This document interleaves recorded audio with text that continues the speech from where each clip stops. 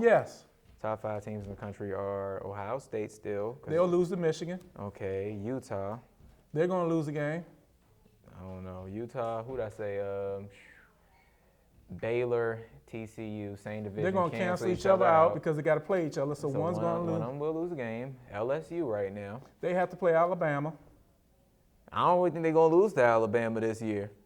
Nah. Even their throwing game's looking better now. The throwing game's looking good. You talking about the throwing game or like when the kicker throws the pass? Oh, that's messed up. The throwing game's not bad. The Leonard Fournette, Alabama ain't stopping him. You don't have to stop him. Give him his 300 yards. Just stop everybody else. If one guy goes for 300, I'm pretty sure he's going to get 4 scores. Okay, then you have to have 5. And their defense Really, won't stop Alabama? We're saying Alabama's going to get 5 scores. Alabama's never been great at scoring a lot of points to be a Their high offense is octane. better this year. They have Lane Kiffin running their offense. Yeah, he's a good coordinator, not a good Yes, coach. he You're is. right. Yeah, fine, Yeah. I'll give you that one. He's a good coordinator. That's Yes, he is. strictly it. This year, their problem has not been scoring, Dante. Michigan State going to cancel out with the Michigan State and Ohio State are going to catch each other out. So. Ohio State will beat Michigan State, then Ohio State will lose to Michigan. Have you guys played Florida State yet? Who? Notre Dame? Yeah. They're not on the schedule this year. Oh, thank God for you. Clemson. Oh, Oh, you already lost to them. That's right. That happened. All right, I saw that on TV. Yeah. I forgot. USC, you beat us. Yeah. Who else do you play? They still have left to play Temple, Pittsburgh, Win. Stanford. Oh, that's what I was going to ask. Oh, you're losing them. Temple, Pitt, Stanford, and I think they got Wake Forest too. Oh, you'll lose Stanford. That's it. You'll lose Stanford. At Stanford. You'll lose. Oh yeah, you'll definitely lose.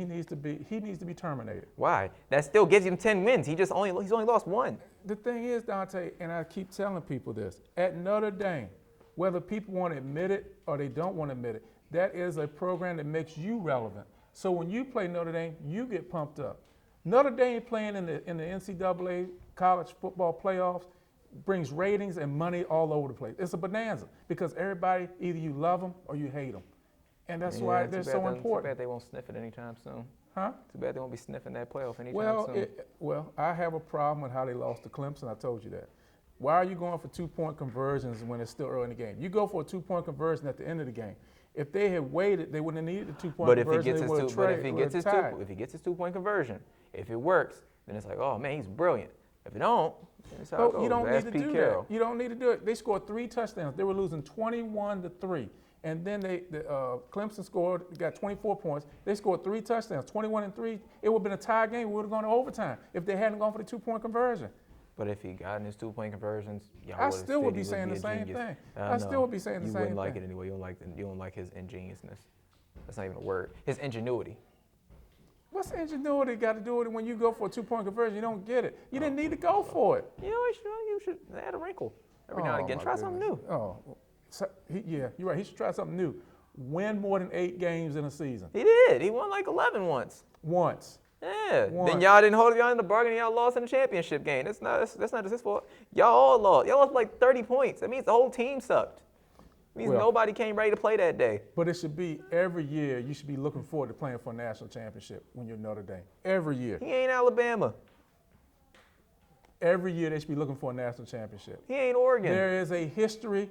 There is a foundation of greatness with the Fighting Irish. It is one of the greatest institutions for athletics that you'll ever find. So was Penn State at one point. Well, people fall on hard times. Penn State's not as great as Notre Dame. Bad example. Yeah, but I'm keeping on going. But Notre Dame is a tremendous program. USC used to be great. People fall on hard times. That's how it goes. No. Hard times are hard times. Notre Dame is having difficulty right now, and I hope everything works out for them. I mean, USC is having difficulty right now. I hope everything works out for them. It won't. That's the right thing to say, and I really hope it does work out. Oh, so do I. I'm the realist. You're going to have a couple of years in the dirt for this. But anyway, well, keeping it back on track with that, football related, RG3 and DC. Yeah, people like Bomani Jones saying it's a race issue, and the fact that that Kirk Cousins getting coddled, and they've both been pretty terrible, but that Kirk Cousins being coddled through his horrible play, and RG3 wasn't. Do you believe that? I'll start this off by saying this to you, and I told you this when you played sports.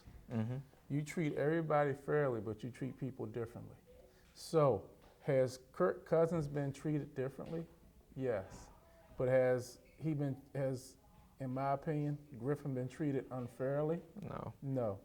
I think the difference comes in the fact of Kirk Cousins is able to run this offense and make the throws better than any quarterback on the roster.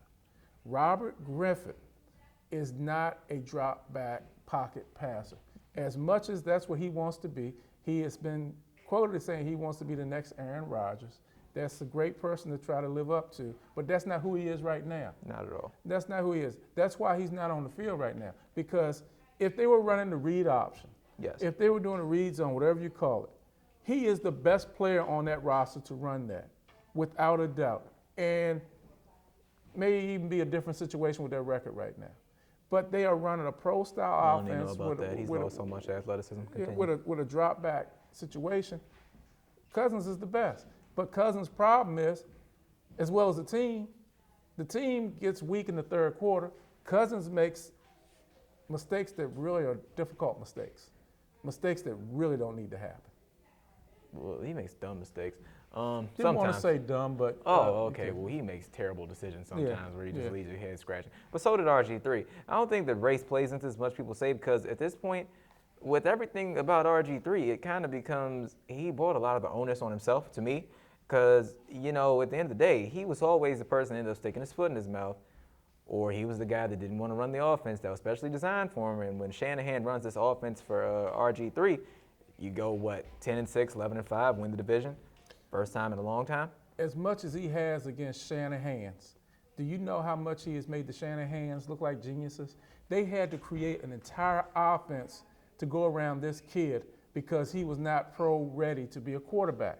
He was not, when I say pro-ready, he was not a pro-style quarterback. Yeah. He was a quarterback that was used to a no-huddle, chuck and duck. You just get down the field quickly, you read whatever you can read, and you throw it to him. But not only did they make him, they only make it an offense one, they made it work for him. He threw, 20 touchdowns, 5 interceptions first year? Yes. That's great numbers, and he'll never touch that again. Yeah. The turnover numbers are going to be outrageous for the rest of his career. But the knee injury hurt him a great deal. It did, and I'll always cut him slack for that. That's a rough one. Yeah, but his whole thing was he didn't want to go back to that offense. And that was what made him successful. He can't do the other one right now, unfortunately. I don't think it's a race issue. I think it comes down to a production issue.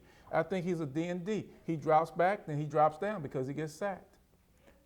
I think a lot of people outside of the nation's capital will look at it and try and say, oh, it's a race issue. But if you look at it, his performance has been poor. His performance has been poor for the last 2 years, and they still started him. And management wanted to start him again this year. He got more opportunities to be successful than probably any terrible black quarterback has. So I don't think you can make it a race. Look at a guy like Josh Freeman, Tampa Bay. Had one good year. After that was awful, benched. Guys have bad years, they get benched. But from a national standpoint, a lot of the national media is faulting the Redskins. They're saying they have not handled the situation right. But I'm more with the local media who know it more, and they feel as if the national media is not close enough to it.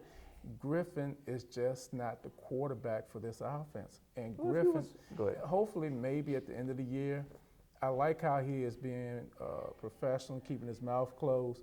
Maybe he'll get traded somewhere else. I think he needs a change of scenery. That would help him. He needs a new environment, and I think he needs to be able to accept what he is as a quarterback now.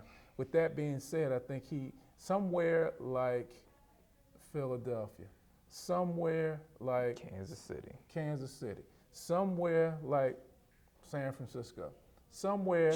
They don't want another one of him in San Francisco. By a run of him, I mean a running style quarterback. That didn't come out right. They don't want another quarterback like that. Kaepernick isn't even working out for them right now. They want to go. Kaepernick's been playing better the last couple of weeks because they've started to go back this to what man said. What this man said verbatim. I don't think mechanics are important. Okay, that's great. Look at the way you're throwing. Who says mechanics aren't important when they suck? And he literally has been god awful the past for most of this year. You're right. Last game he wasn't that bad. But you know the biggest problem you got in San Francisco? Yeah, you thought you were smart, and you got rid of who kept all that together, which was Harbaugh. Yeah. And you got rid of Mr. Khakis, my hero. Exactly. You got rid of him. And now look what you have here. And now you realize how he kept this whole organization and team together with some of the issues that were going on there. And you won with a quarterback who was limited. Very limited. But you that's thought you were smarter than him, and you let him go. Well, Mr. Khakis is getting ready in another 2 years to win a national championship at Michigan. And I'm not a Michigan man. I'm a Notre Dame man. How do we get back to that? Your segue, I guess. I don't know. Michigan lost the game in the worst heartbreaking way. So you know what? You're right. They deserve a win at some point in the future. It's a terrible way to lose a game. And the kid got hurt for the rest of the season. Oh yeah, the other He kid on the other fractured his team. hip. That was great. Dislocated his hip, fractured. Oh, he broke it. He broke his hip because they were celebrating on him in the end zone. So you know what? Yeah, hey, we lost the battle, but we He didn't lose was the war. already hurt when they celebrated on him. He heard it when they tackled him in the end zone. Yeah, he didn't make it any So better. it was just made worse. Typical. So, but well, That's how that's gonna go. That was our little freestyle session right there. From what you've learned today, neither one of us are in support of. Well, it's not that we're not in support of it, but RG3 and DC, it probably needs to come to an end at this point. And Kaepernick in San Francisco, that should probably end too. Anything last thoughts for you? last thoughts, Robert Griffin. Hopefully he'll get another start, another try in another city, different environment. Freestyle, I always look forward to the freestyle so we can banter back and forth. Straight up trade Kaepernick for RG3. For what team? Between the Redskins and the San Francisco 49ers. Straight up. Both of them. Right down the middle. Did your mother drop you on your head when you were a child? I'm just wondering how you were going to react to that one. Okay, cool. No. Just wondering. It's literally an equal trade. How? They both suck. It's equal. You're both getting nothing for nothing. It's like if I trade you. I can tell you this right now. This is the Redskins. You said that's an even trade. I can guarantee the Redskins can screw that up and get the short end of that trade because they would trade Griffin and 4 first-round draft picks to get Kaepernick. No, they screw it up because Griffin would go to San Francisco and become amazing somehow. Yeah. And Kaepernick would come here and just. And all the draft picks are gone. Yeah, they probably would throw in a draft pick. It doesn't even make sense why they would, but they probably would throw in a draft pick. Yeah. That's usually the way it goes. You know, I'm just wondering if you would give it. Okay, so no. That's like me trading you an orange for an orange. It's kind of like a tangerine for a Tangelo. No, Okay. it's not. Fine. Well, that's what I thought. They're both pretty bad. You know, it just happens that one guy, there's no option behind the other guy, so he gets to keep playing. Oh, the other guy got close to a Super Bowl. Like one pass interference call away from like probably being the second black quarterback to win one. Well, let me beat you. Thank you for watching the Daily Deuce today. I'm John Webster. And I'm Dante Webster. Thanks for tuning in.